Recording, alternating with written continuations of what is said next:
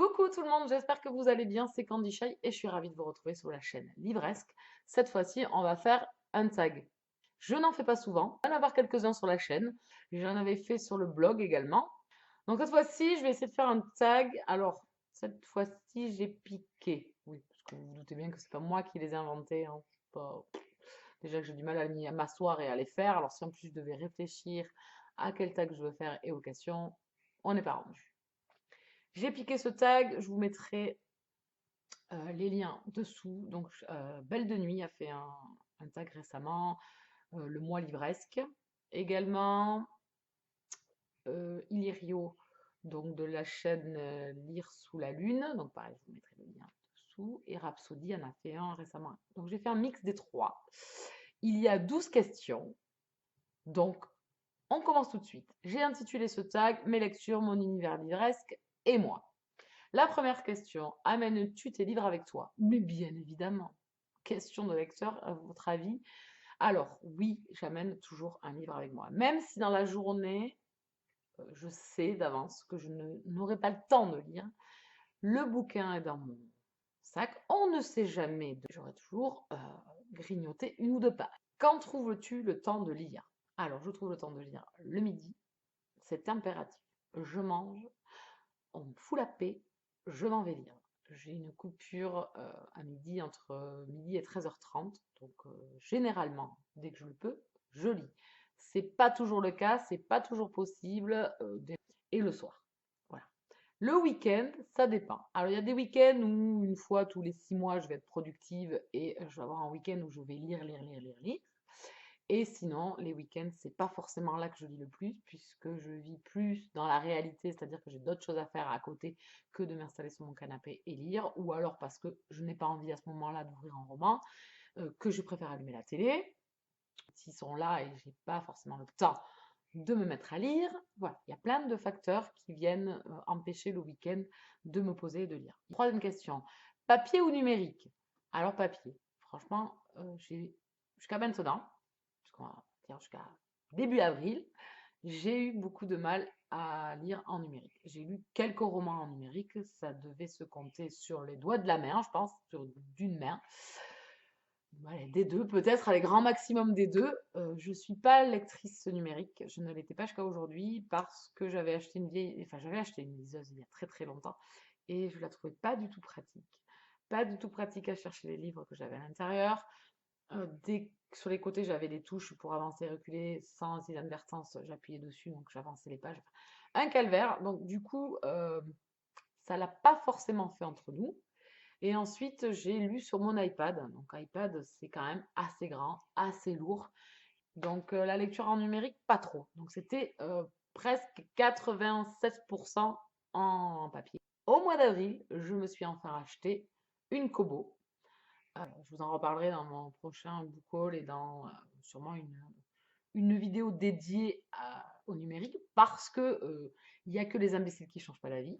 Et du coup, je me mets à lire en numérique et il se trouve que j'avais acheté en numérique en plus des romans que j'ai pas forcément lus, bien évidemment, parce que je ne m'y faisais pas. Donc je me les ai achetés en papier, mais qui sont toujours dans la pile à lire. Ce qui est bien, c'est que actuellement, ben, du coup, je vais les avoir en double et que je vais pouvoir les lire sur ma tablette au lieu de me les trimballer avec moi. Autre question, quel est ton rythme de lecture? Alors mon rythme de lecture est très aléatoire, vraiment. Je ne suis pas quelqu'un qui figé, qui lit beaucoup, qui arrive à lire des tonnes de romans dans le mois. Je suis très contente du rythme de lecture que j'ai en ce début d'année 2017. Je vais toucher du bois, je reviens. Voilà. Le rythme de lecture de 2017 est beaucoup mieux. J'ai retrouvé vraiment plaisir. Je trouve toujours un petit moment pour me poser, que je faisais pas avant. Je me disais, ouais, lire 5 pages, ça sert à rien. Et en fin de compte, des fois, je grappille une vingtaine de pages parce que voilà, j'ai un petit quart d'heure, j'ai 20 minutes, chose que je faisais peut-être pas avant. J'avais perdu le rythme et l'entrain de le faire. Donc là, pour l'instant, je touche du bois. Je vous dis, en 2017, le rythme est revenu. Donc pour vous donner un rythme, je peux lire entre 4, parce que c'est pas énorme, entre 4 et je suis montée jusqu'à récemment à 10 livres, 10, 11 livres. Voilà. Mais ça, c'est le grand maximum.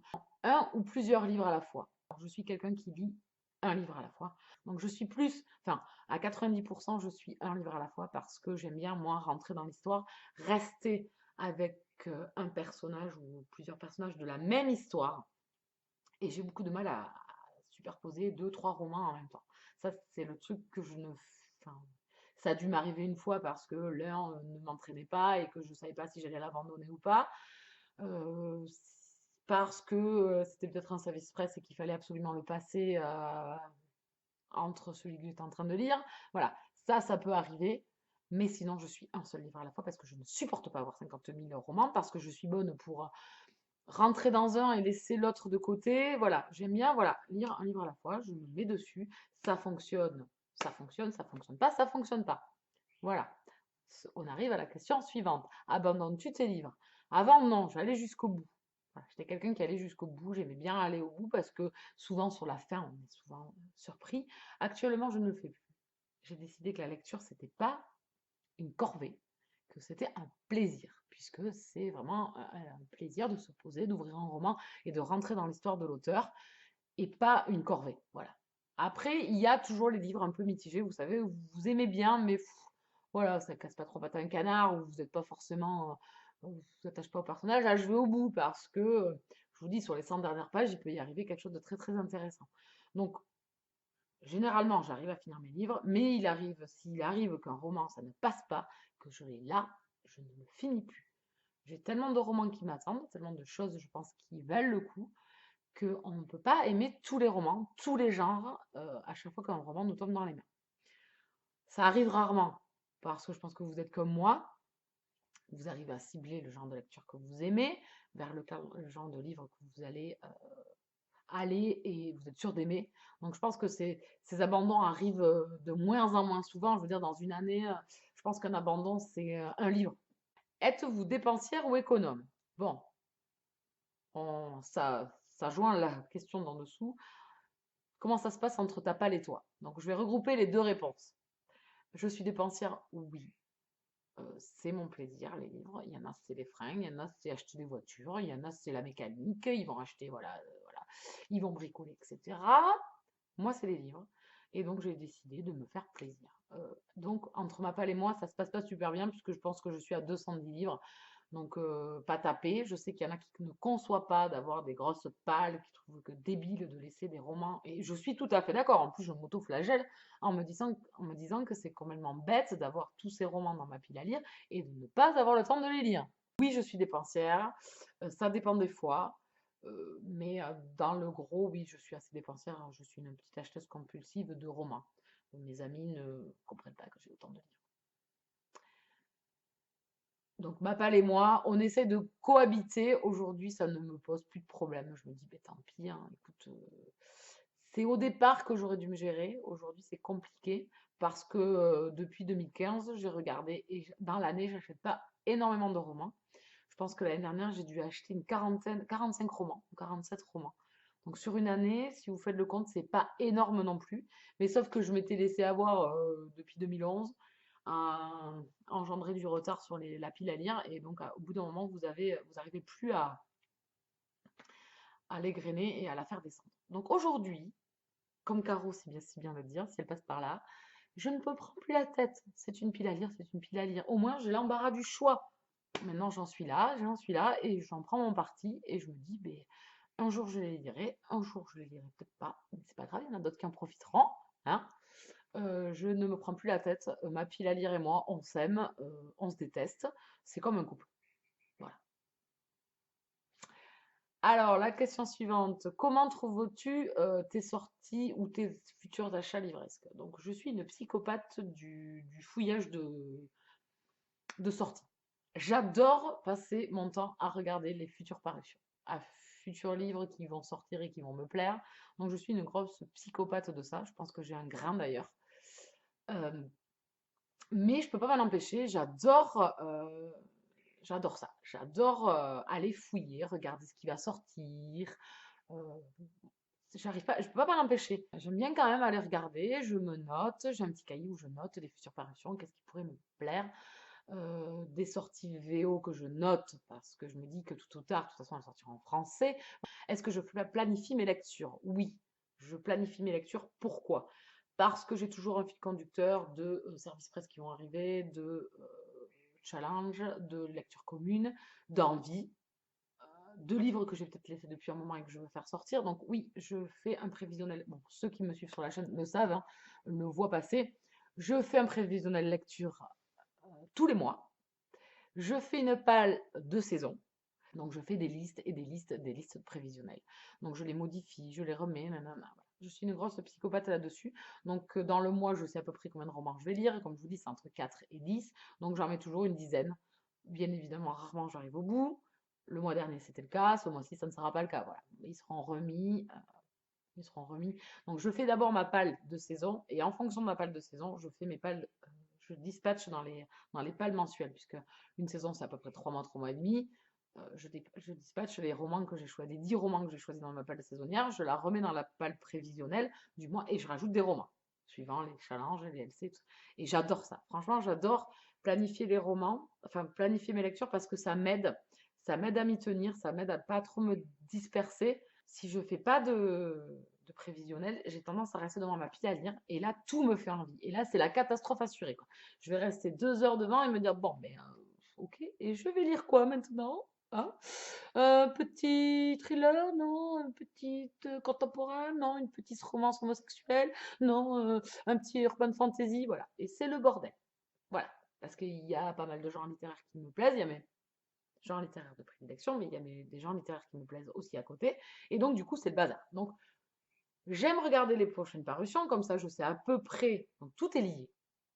Je suis une bordélique livresque, mais sur mes achats, sur ma planification lecture, je suis quand même assez assidue. Voilà. Il n'y a que là que je suis assidue, comme je vous ai expliqué, mais je vais y revenir après pourquoi.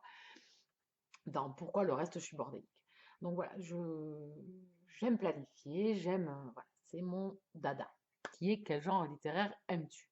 Alors je pense que plus ça va et plus j'essaye de lire un peu de tout, mais bien évidemment, je reviens souvent à la romance, qui est un des... Alors moi, la romance se décline sous plusieurs sous-genres, on va dire, donc je mets de la romance. Mais dans la romance, il y a la romance paranormale, donc la confrérie, les petits changelings et tout ça. La romance contemporaine, la romance new, sous-genre new adulte. Il y a la romance érotique, la romance, enfin, il y a, voilà, historique. Voilà, donc on va dire la romance sous toutes ses formes. La romance sous toutes ses formes, celle-là, ça marche. Sous tous les genres, parce que dans la romance, j'aime tous les genres, enfin, sous-genres qui peuvent exister dans la romance. Donc ça, c'est le gros pilier. Et après, c'est dans la fantasy, c'est le sous-genre urban fantasy que j'affectionne tout particulièrement. Qui me suivent sur ma chaîne, vous voyez souvent passer, moins qu'avant, qu'au tout début où je faisais la chaîne, et la romance paranormale qui fait partie un petit peu de cet univers fantasy. Donc c'est pour ça que la romance paranormale, elle est dans la romance, mais elle peut être aussi enfin, certains dans l'urban fantasy qui est quand même pas pareil. Enfin, moi, voilà. Si je lis un Psy Changeling ou la confrérie de la Dague Noire, pour moi, ce n'est pas de la bitlite. C'est un mot que l'on a créé. Le sous-genre, c'est la romance paranormale. C'est pas de l'urban fantasy, parce que c'est pas pareil pour moi. Et sur ce côté-là, je suis un peu neuneux, teuteux si vous voulez, complètement zada, dada, gaga. J'aime bien, voilà, répertorier. Donc j'essaye de tout lire actuellement.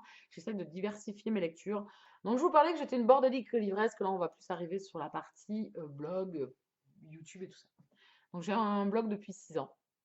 Avant, je postais régulièrement mes avis. Et depuis début 2016, c'est un carnage. C'est-à-dire que je n'écris plus mes avis, je les fais en vidéo, et après j'ai une flemme énorme de les écrire. Ensuite, je suis une grande procrastineuse. J'adore remettre au lendemain ce que je pourrais faire le jour même.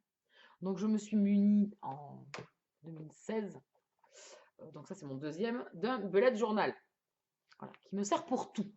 C'est-à-dire pour pas oublier les enfants à l'école. Oui, non, mais oui, oui, oui, j'en suis à là. Je trouve qu'en vieillissant, je deviens de pire en pire. Je me dis que j'oublie tout. Donc, je me suis créé un bullet journal qui m'aide donc à planifier tout ce qui est blog, YouTube, boulot, perso, enfin tout, tout, tout. Je mets tout dedans. Voilà, donc ça peut, voilà, il y a des points, ça peut être 10 points, mais 10 points complètement différents. Voilà, je mets tout, je mets ce que j'achète, enfin, je mets tout, tout, tout sur ce bullet journal. J'avoue que ça m'aide. Ça m'aide à être un peu plus présente au niveau des vidéos. Mais je suis une bordélique. C'est-à-dire que, voilà, par exemple, là, je tourne en urgence parce que j'avais tout le temps de le faire pendant le week-end, mais que j'ai pas eu envie. Voilà, donc j'ai procrastiné et du coup, c'est toujours remettre le lendemain, mais après, je suis toujours le prix à la gorge parce que c'est toujours en retard, c'est toujours, voilà. Donc même avec la planification, je suis une bordélique de l'organisation au niveau du blog et de la chaîne. C'est toujours, j'arrive pas à m'organiser. Enfin, si, en théorie. Mais si j'ai pas envie, bon après je me dis, c'est un loisir. Donc en loisir, c'est pas fait pour te casser les pompons. Pas du tout. Donc le belette m'aide beaucoup, j'arrive à être un peu plus, mais alors au niveau des avis écrits, c'est une catastrophe. Le blog est à l'abandon depuis début avril, je pense. Je n'ai presque rien posté dessus. J'ai la flemme, je ne sais plus comment l'avancer, comment le tourner. Je suis totalement indécise sur mon blog. Voilà. J'ai plus envie, et je pense que je dois avoir une cinquantaine d'avis à écrire, donc comment vous dire que ça ne vaut plus le coup de les écrire aujourd'hui. Enfin, je pense pas. Donc je fais à l'envie. Mais alors, sortie de là, organisation, on va dire parution sur le blog et la chaîne, c'est un peu plus aléatoire, tout ça. Voilà, donc j'essaye de m'y tenir. La chaîne, j'y arrive à une ou deux par semaine vidéo à poster. Donc ça, j'y arrive, je me débrouille. La chaîne, ça peut arriver. Je pense que le blog est en train de vivre un grand moment de solitude et je me demande comment retrouver l'entrain. Alors vous, est-ce que vous avez des petits conseils à me donner? On m'a conseillé de faire des petits avis écrits. J'ai du mal, pareil, j'ai du mal à écrire des petits avis. En fait, c'est la non-envie, la flémitude attitude. Je ne sais pas si ça existe, mais moi, je vais l'inventer. Voilà, donc je suis une grosse feignasse de la mort et je ne sais pas comment aujourd'hui retrouver l'entrain pour écrire mes avis. Voilà, donc je fais les avis bien évidemment impératifs, mais les autres, c'est un peu plus compliqué. Voilà, et la dernière question, c'est es-tu sur les réseaux sociaux? Donc oui, vous avez tout en barre d'infos. Et également sur les forums, je suis sur Babelio et sur Livre Addict. Et également sur certains forums comme le Boulevard des Passions, Au Boudoir Écarlate, le Forum du Fantastique. Très mauvaise organisatrice pour répondre à vos commentaires, je sais. Vous pouvez me taper maintenant, allez-y. Mais je lis tous vos commentaires. Ça, c'est impératif, je lis tous vos commentaires, mais la réponse souvent est très tardive. Je suis désolée. J'ai du mal à me programmer, à trouver du temps. Enfin, franchement, je tire mon chapeau à tous ces gens qui arrivent à tout gérer. Quand ils ont un blog, une chaîne, qui font des avis, qui commentent sur les forums, qui répondent à leurs commentaires en suivant. Je leur tire mon chapeau. Moi, quand je pars le matin à 7h15 et que je rentre à 19h le soir, j'ai un peu de mal et que je veux me garder absolument midi, 13h30 pour lire, bah, j'ai du mal. Alors, vous allez me dire, c'est pas bien grave en soi. Vous avez bien compris que je suis quelqu'un qui ne me prend pas la tête. J'évite de me prendre la tête. Je suis à la bourre. Je trouvais que c'était un petit peu maintenant ma marque de fabrique, hein, être à la bourre. Donc je trouve ça sympa. Donc je ne vais pas trop vous changer vos habitudes à vous non plus. Vous avez l'habitude que je sois à la bourre, donc je vais le rester, je crois. Je tire mon chapeau à ceux qui sont allés jusqu'au bout, hein, quand même. Voilà, donc c'était un tag. J'espère qu'il vous aura plu. Enfin, oui, à voir. Je ne suis pas convaincue sur les tags, donc c'est pour ça que j'en fais pas souvent, parce que je me dis que les gens vont peut-être pas m'écouter. Je trouvais que c'était un bon principe pour essayer de se connaître un peu plus. Je ne vous embête pas plus longtemps maintenant, puisque j'ai beaucoup parlé. Voilà.